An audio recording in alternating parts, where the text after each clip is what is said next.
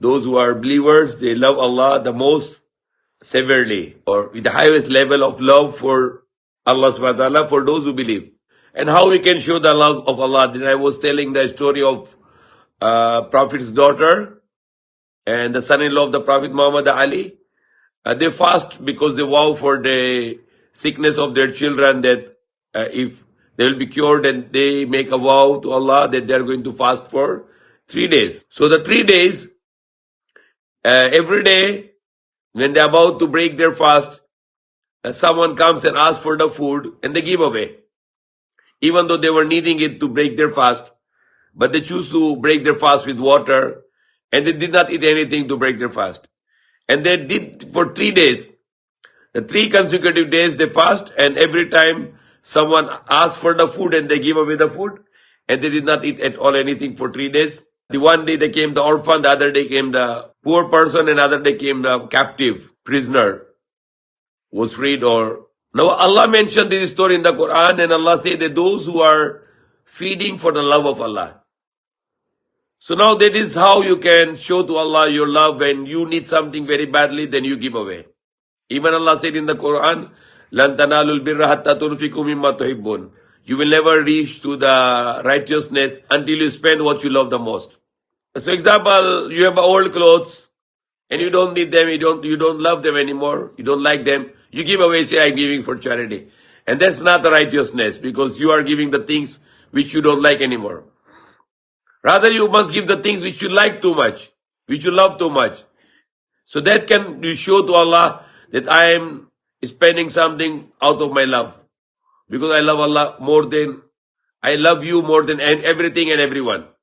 I love you more than everyone and everything. Like we love Allah more than our parents, more than our wives, more than our children, more than our old relatives, more than our money or wealth or the business or our houses or our cars or whatever we have in the life.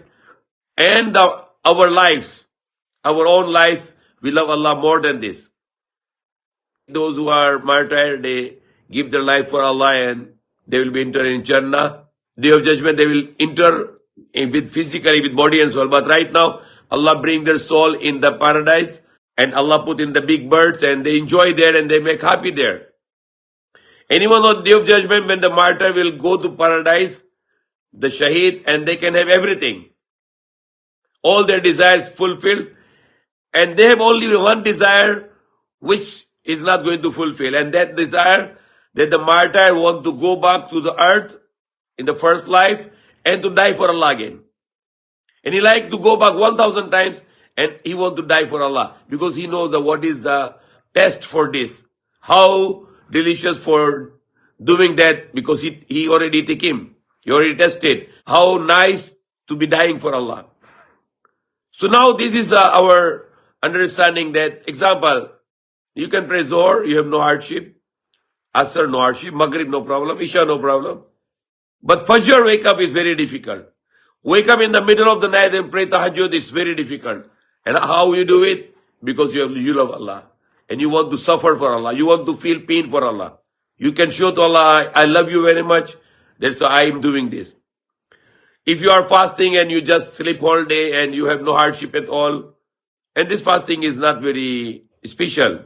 But a person who is working hard, and he knows it's very difficult for him to fast, but he's working hard, he's a laborer, or he's working in a construction building, or he's working in a factory, and it's very difficult for him to fast. But he will force himself, I'll fast because I love Allah. I do it for Allah. I can present to Allah that Allah, I did this for you. I did this fast for you, which even it was very difficult for me, but I did it for your sake, for your love. And the example I was saying in the Khutbah Jummah, when you fast and you have some hardship there, you're hungry, you're thirsty there, don't say to people that today you are very thirsty. Why? Because you are doing it for the love of Allah. You're doing it for the sake of Allah. And Allah is happy for you.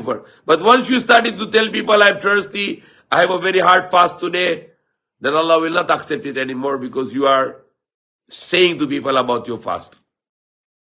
So similarly, in the praying, or do some non-obligatory fasting, or do some effort to go around and invite people for Allah, make dawah, and you can get hardship. You can spend your money, you can spend your time, you can spend your life for this, to how you can reach more and more people to bring the message of Allah. Then when you get this hardship, Allah will bless you for this. Person who wake up at the night in the way of Allah, then this eye will not burn. Or the eye which will cry with the fear of Allah, Allah will not burn that eye. So all these good news are the people who are doing some suffering, who are doing some hardship. Even though the religion is Islam is very easy.